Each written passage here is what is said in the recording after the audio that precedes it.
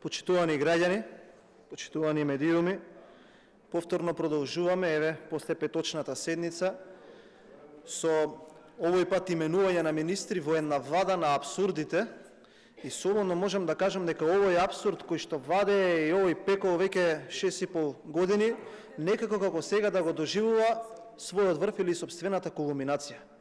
Замислете, предлагаме министри кои што собраниево треба да ги изгласа по предлог на кадрова комисија на една партија. Што значи дека една партија на својата кадрова комисија одлучила дека треба да промени едни министри и предложила други двајца кои што треба да стапат на функција, и собранието сега во овој момент заседава за тоа како една партија и една нивна кадрова комисија одлучила дека треба да постапи. Во услови кога самите нешта во таа една политичка партија не се ни до крај расчистени, а ниту се знае дали тој кој што ќе ги предложил или тој кој што еве во овој момент ќе ги брани по медиумите има таква статутарна можност. Тука се поставува прашањето, ако тие предлози стигнале до техничкиот премиер, што доколку судот одлучи поинаку? Или што доколку судот одлучи дека тие органи кои што ги имаат полека, ве молам, не си веќе тука седнат, таму си и почитувај го редот на ова собрание. За дофрлување има реплика. Доколку одлучи дека тие органи се нестатутарни, ќе почнам од крајот на вашето експозе. Дали сметате дека е сериозно да предложите министар за информатичко општество во кое што како квалификатив ќе дадете млад човек, ќе треба да му дадеме шанса? Па зашто да му дадеме шанса како министер да учи, да стекнува знаења? И потоа, затоа имаме вакви перформанси во владата. Затоа вие денеска ќе давате изјава дека ќе дојдете во собранието и ќе се сретнете со координаторите на пратеничките групи за да најдете решение за патните исправи. Па токму заради тоа што стававме луѓе кои што на функција се учеа како треба, сега не може да мрнат од државата. Сега сме единствената држава во светот каде што луѓето се затворени херметички бидејќи не можат да излезат заради таквите министри кои што се учеа во владата. Токму затоа ја донесовте оваа држава до тоа дереже да денеска имаме итна седница да менуваме закони за патни исправи, бидејќи од денеска нема да важат исправите во оваа држава за управување со моторно возило или со лична карта. Токму таквите политики на приучување на луѓе на функции кои што се одговорни и кои што се важни не донесува до ниво сега да бираме министри кои што, замислете, биле млади луѓе и треба да им дадеме шанса да се научат како ќе работат од кога ќе стапат на министерските позиции. Замислете каков парадокс. Понатаму, зборуваме за нешто друго. Во петокот многу јасно им објаснивме на граѓаните за какви соучувања на политичката сцена се работи и за тоа зошто сега додевме до ова ниво да и во техничка влада 85 дена пред изборите ние правиме промени во владините кабинети. Многу јасно кажав и ќе бидам многу краток во наредниот однос. Платените опозиционери и оние кои што во партиите кои што орбитираат околу така наречената влада или така наречената опозиција, кои што до 12 часот прва смена се опозиција, па до 14 часот се во владата, па потоа од 14 до 16 часот ги менуваат своите ставови, само си го покажуваат своето вистинско лице.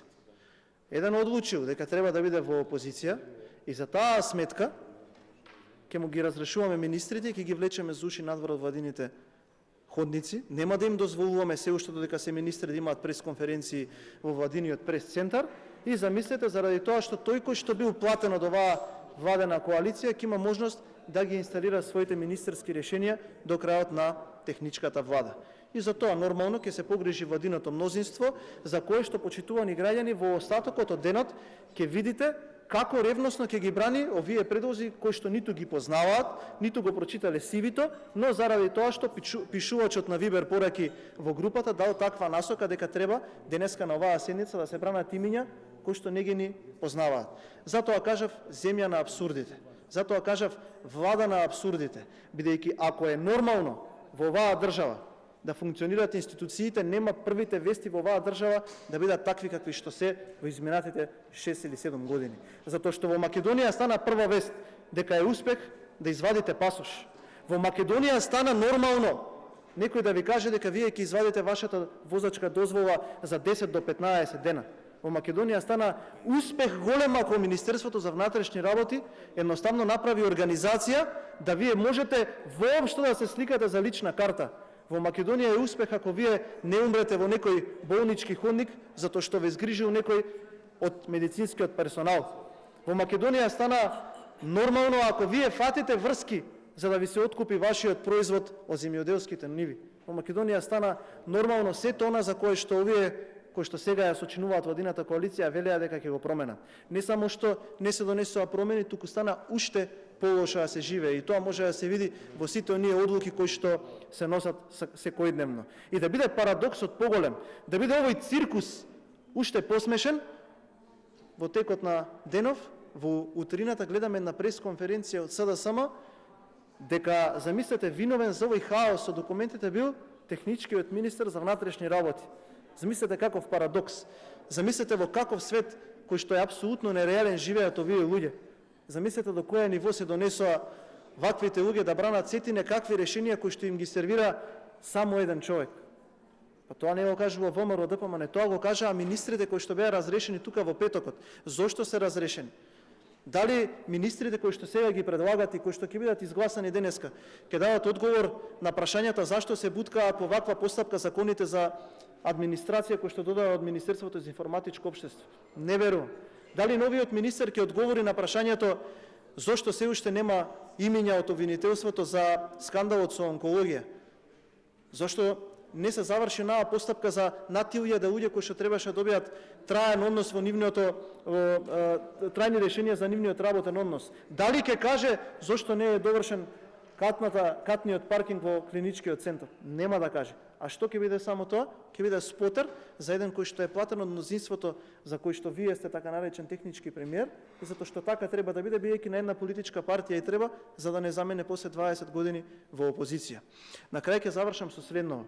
Ковачевски вели на 9 мај бил денот кога фашизмот бил победен и дека тој е ден на Европа и дека Европскиот фронт тогаш ќе славел некаква си победа.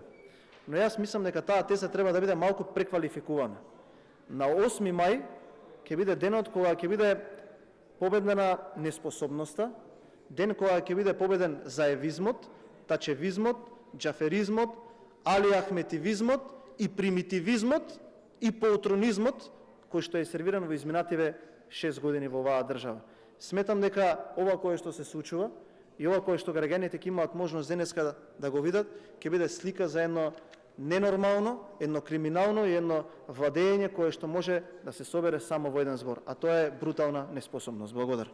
Има збор Здравко Трајанов.